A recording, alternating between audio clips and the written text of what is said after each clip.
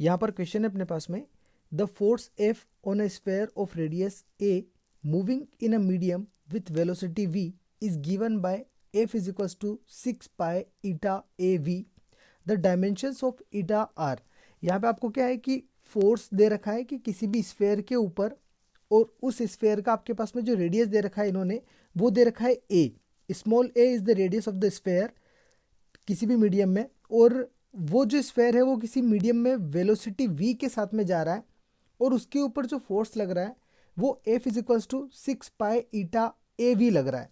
तो आपको क्या करना है कि यहाँ पे जो ईटा है अपने पास में इसका डायमेंशनल फॉर्मूला निकालना है। तो देखिए ये जो सिचुएशन अपने को दे रखी है, ये दे रखा है F is equals to 6 pi eta a v, ये अपने को गिवन है। अब हमको ये पता है कि हमको ईटा का डायमेंशनल फॉर्मूला निकालना है, तो हम लोग क्या करेंगे, ईटा को अकेला कर देंगे और बाकी वैल्यूज को उस तरफ भेज देंगे। तो ये हो जाएगा आपके पास में F upon 6 pi A V. देखिए अब हमको यहाँ पे पता है कि जो F है ये होता है फोर्स, 6 एक कांस्टेंट है, पाई भी एक कांस्टेंट है, ए का मतलब है यहाँ पे रेडियस, v का मतलब है यहाँ पे वेलोसिटी। तो ये सारे टर्म्स हम लोगों को पता है।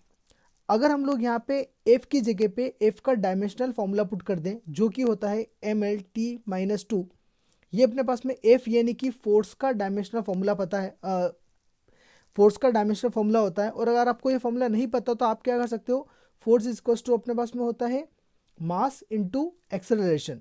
तो इस फॉर्मूले से क्या कर सकते हो, आप इसका एमएलटी फॉर्म निकाल सकते हो। मास का होता है अपने पास में m और एक्सेलरेशन का होता है अपने पास में lt-2।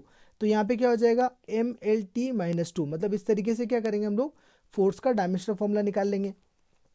अब अपोन में अगर हम लोग बात करें यहाँ पे, तो देखिए 6 और पाई ये दोनों टर्म्स हमारे पास में कांस्टेंट है, और कांस्टेंट का कभी भी डायमेंशनल फॉर्मूला नहीं होता। तो यहाँ पे हम लोग क्या करेंगे, इसका कोई डायमेंशनल फॉर्मूला नहीं होता तो नहीं लिखेंगे।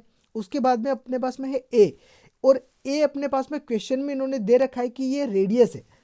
रेडियस यानी कि एक तरीके से लेंथ होता है, और अगर हम लोग लेंथ के डायमेंशनल फॉर्मूले की बात करें तो वो होता है अपने पास में एल, ठीक है। उसके बाद में अगला टर्म है अपने पास में वी, ये जो v है ये अपने पास में वेलोसिटी है, और वेलोसिटी का हमारे पास में डायमेंशनल फॉर्मूला क्या होता है एल टी की पावर -1।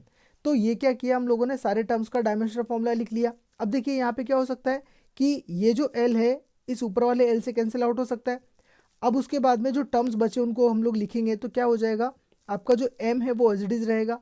उसके बाद में ऊपर वाला t की पावर -2 भी एज इट इज रहेगा। अब नीचे से l और t की पावर -1 को हम लोग ऊपर लेके जाएंगे, तो ये हो जाएगा l की पावर -1 और t की पावर +1, क्योंकि जब भी न्यूमरेटर में कोई भी नंबर जाएगा तो उसकी जो पावर है वो साइन चेंज कर देगी।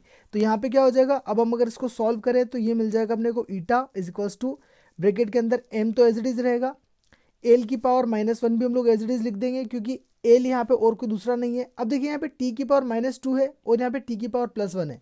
अगर आप इन दोनों को सॉल्व करोगे तो ये हो जाएगा आपका t की पावर -1।